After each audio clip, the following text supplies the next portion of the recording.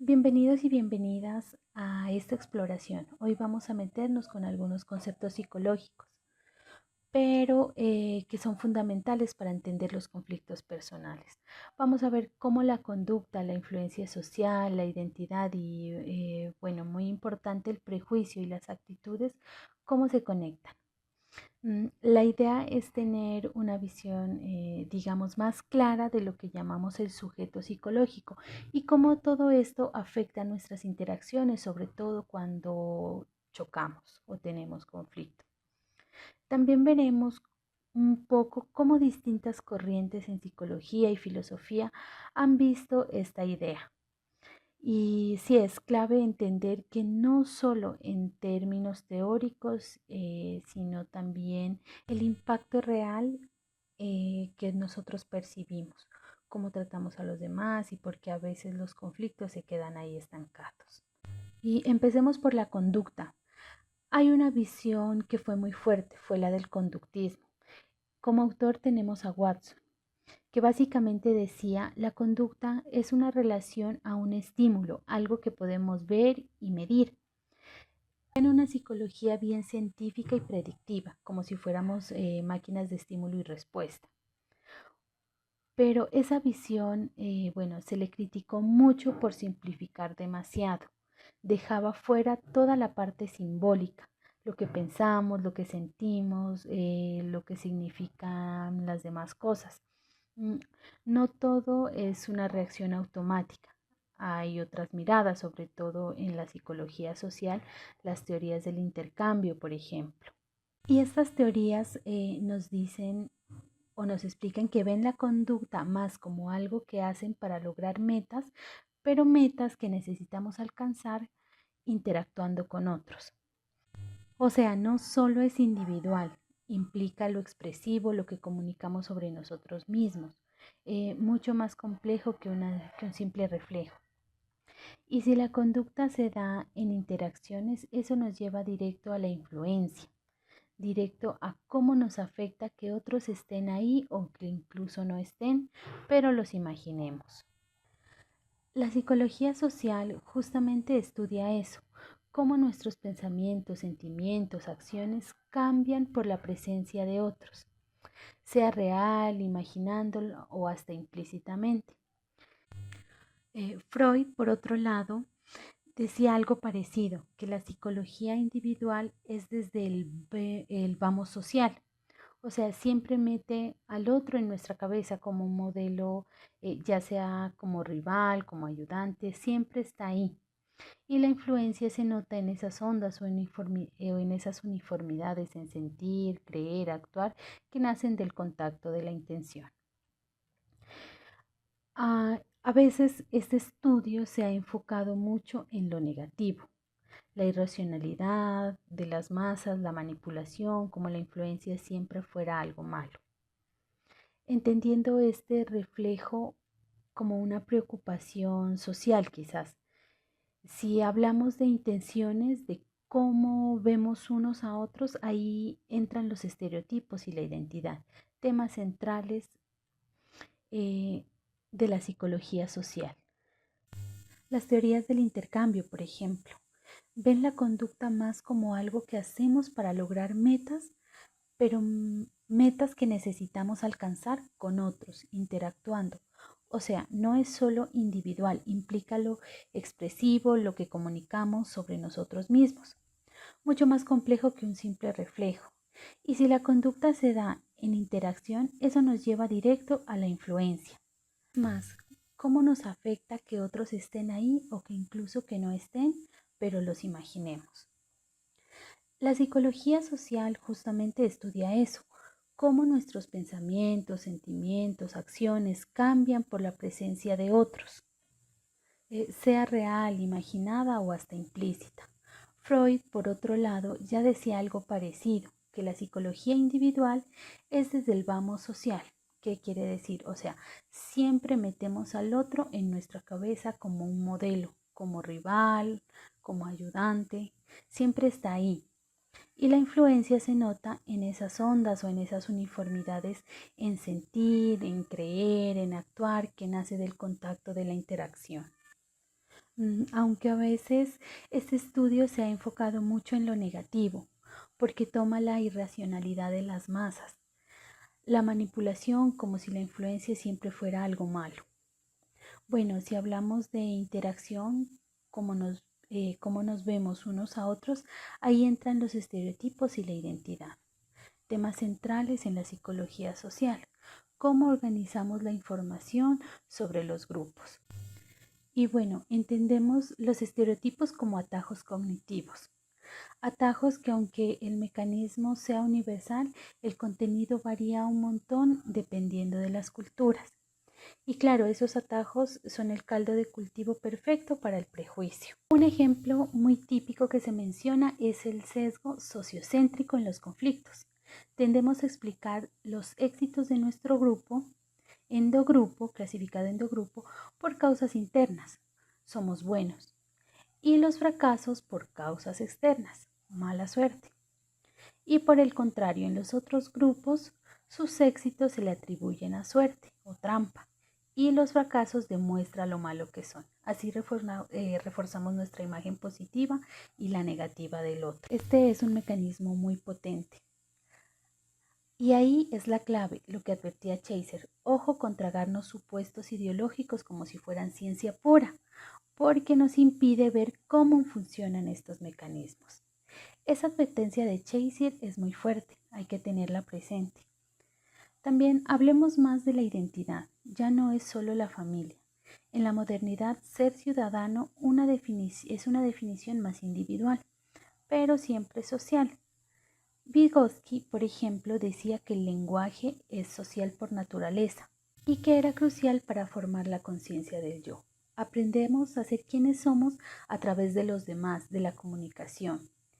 George Herbert Mead dice que el self, el yo emergente, solo existe en relación con otros yoes a través de la interacción simbólica, de aprender a ponernos en el lugar del otro. O sea, que es un proceso comunicativo. Entonces, en contraste con la visión de Mayerson, él veía a la persona como fragmentada históricamente, marcada por lo social, lo económico, las ideologías. Decía, cada cosa que decimos es como una pequeña construcción ideológica. Es una visión muy diferente a otras que a veces se enfoca tanto en la adaptación individual, la autorrealización, que se olvida del contexto. Se olvida de todo este peso de la historia y la estructura social. Ahora volvamos por un momento al prejuicio y las actitudes. Ya vimos la conexión con estereotipos y sesgos.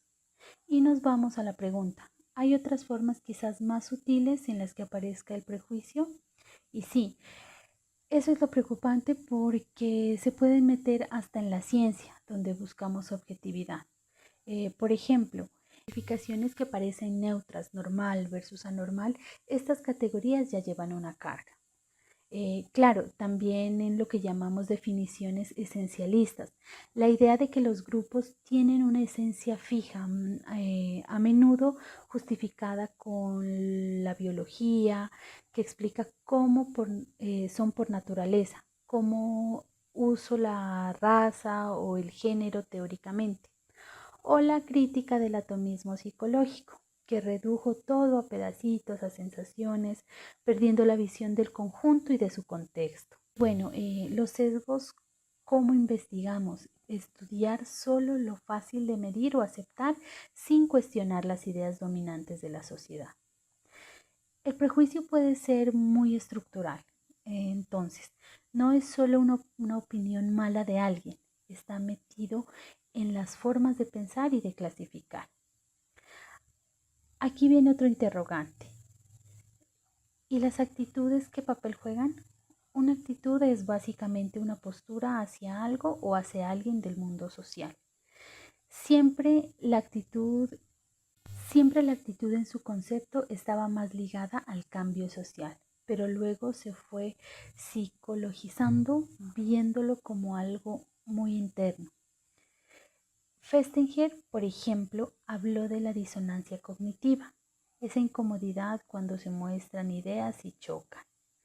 Pero hay otra visión que es la de Billig, que es súper interesante. él vuelve a lo social. Para Billing, la actitud es tomar una posición en un debate público, argumentarla y defenderla. No es solo algo que tienes en la cabeza, o sea, no es solo lo que siento yo adentro, sino la posición que defiendo públicamente, una forma de participar en la conversación social. Esto le da otra dimensión. Si la psicología cognitiva dice que interpretamos las cosas según nuestro esquema, Billing suma esta capa. Las actitudes son argumentativas, son parte del tema social y de la controversia. Están vivas en el debate. Entonces, si lo miramos como un todo, la conducta social influye constantemente en la identidad construida, los prejuicios basados en atajos y sesgos, actitudes como argumentos, empezamos a ver un mapa más real del individuo en la sociedad y sobre todo para entender por qué surgen los conflictos y para qué a veces son tan difíciles de resolver. Entonces, el prejuicio y la discriminación en los conflictos podemos señalar que tienen varias raíces importantes. Primero, la clasificación rígida y el esencialismo que ya tocamos. Dividir el mundo en cajas fijas. Eso, nosotros, ellos, normal, anormal, y creer que esas cajas reflejan una esencia fija, a veces biológica, que nos dice cómo es la gente. En segundo lugar, el sesgo sociocéntrico, esa tendencia casi automática a ver lo nuestro como bueno y lo ajeno como malo, sobre todo si hay conflicto o competencia, reflejado en el favoritismo de grupo. Tercero, las influencias ideológicas que a veces se visten de ciencia. Pensamos en teorías que justificaron el racismo o el sexismo como el hereditarismo malentendido. Y cuarto, que quizás es lo más escurridizo, los supuestos ideológicos que nos cuestionamos, ideas que flotan en el ambiente, que parecen de sentido común, pero que en realidad son construcciones sociales que mantienen ciertas desigualdades o estructuras de poder y que en la mayoría de las ocasiones las damos por obvias. En consecuencia de todo esto, primero pues obviamente tenemos el conflicto. Los prejuicios son como echarle leña al fuego. En segundo lugar, bloquean cualquier tipo de entendimiento. Si te veo a través de un filtro de prejuicio, no hay capacidad de empatía posible, no hay diálogo real. Es imposible ponerse en el lugar del otro. En tercer lugar, justificar el hacer daño. La discriminación, la exclusión, el prejuicio le dan un permiso social o científico. Cuarto, construyen la identidad de las relaciones. Por ejemplo, cuando tratas a grupos como inferiores, irracionales, les niegas la humanidad. Las relaciones se vuelven puramente lucha de poder. Aquí es donde las ideas de Heiser, Mead, Billig nos ayudan a entender más a fondo por qué apunta a los sesgos de percepción y a esos supuestos ideológicos que no vemos. Dice que los prejuicios duran tanto porque no se los reconoce como prejuicios, sino como la pura verdad. Creemos que vemos las cosas tal cual son, sin darnos cuenta de los lentes que llevamos puestos. No vemos la realidad, vemos una versión culturalmente filtrada. Para mí, lo fundamental de ser social es poder tomar el rol del otro, ponernos en sus zapatos simbólicamente. Entonces, el prejuicio es como un cortocircuito total de ese proceso. Lo anula o lo distorsiona gravemente. Si veo a alguien como una persona X o una persona Y, como una categoría, ya no intento entender su punto de vista. La intención se vuelve un choque de etiquetas. En cambio, Billing nos da otra visión al tomar el pensamiento y también el prejuicio como argumentación, como retórica. Se preguntarán cómo retórica, sí. Para el prejuicio no es solo un error de lógica o que te falte información. Es una posición que defiendes activamente con uña y dientes. Claro, usando los argumentos y las herramientas teóricas que te da la cultura. En un conflicto, Esto implica que a menudo no busquemos la verdad objetiva, sino ganar discusiones, justificando tu postura, usar las razones que suenan bien en tu grupo, aunque sean puro prejuicio. Entonces, el prejuicio se vuelve un arma dentro de la disputa. Y esto nos explica por qué es tan difícil cambiar esas ideas arraigadas, no solo con datos. No se está defendiendo una posición, sino casi una identidad. No es solo lógica, es defender el lugar en el mundo, una forma de ver las cosas. Y todo este tema viene de algunas corrientes psicológicas claves y sus raíces filosóficas. Podemos mencionar el conductismo, enfocado no solo en lo observable que rechazaba la mente, antecedido por Jung, intentando fundar una psicología experimental de la conciencia. Aunque él mismo vio que necesitaba también estudiar la cultura. Su famoso Volke Psychology, no todo era laboratorio. Luego vino la reacción cognitivista, que fue un enfoque donde la mente se importa, pero la veían mucho más como una computadora, como un procesador de información. También estaba los constructivistas, que se inspiraban en gente como Vygotsky, Piaget y que resuenan mucho con lo que decía Myers. ¿Y que enfatizaban ellos? Que no somos ni pura biología ni simple reflejo de la sociedad. Construimos activamente nuestra realidad, nuestras funciones mentales a través de la interacción social, cultural e histórica. Es un proceso activo. Critican también la visión muy reduccionista. Ni solo genes, ni solo ambientes pasivos. El cognitivismo sí puede estudiar los mecanismos mentales de los estereotipos, cómo categorizamos los sesgos de memoria, pero quizás le cuesta más ver las raíces ideológicas, como lo señalaba Ircher, o esa dimensión argumentativa de Billig. Se queda a veces en ese procesamiento individual y el psicoanálisis buscaría las raíces en el inconsciente, en conflictos internos proyectados hacia afuera. Realmente son los enfoques constructivistas y psicología social más interactiva, como lo de Mead, lo que nos ayuda más directamente a entender cómo la interacción, el lenguaje, la cultura van formando la identidad, las actitudes y lamentablemente pues también los prejuicios. Si vamos más atrás a la filosofía, vemos debates viejísimos que siguen ahí. La tensión entre el empirismo, la mente como una pizarra en blanco que llena la experiencia, y el racionalismo, la idea de que ya venimos con ciertas estructuras mentales. Lucker versus Kant, por ejemplo, son ejemplos clásicos. Y también la importancia creciente de entender al ser humano no aislado, sino en su contexto social e histórico. Una línea que viene desde Vico, Herder y pasa por Engels, Marx, y que influyen mucho el constructivismo.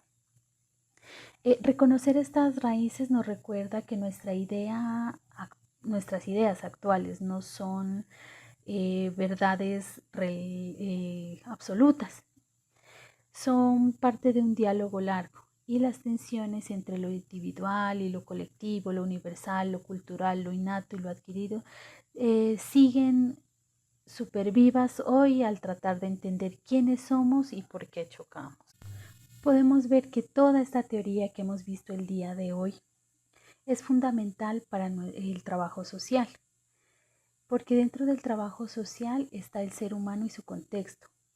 Lo que hemos visto hoy es justamente cómo ese sujeto psicológico no es un ente aislado, sino una construcción social compleja, marcada por el lenguaje, la cultura, los vínculos, los prejuicios, las ideologías. Comprender estos procesos no es un lujo teórico, es una herramienta práctica y ética.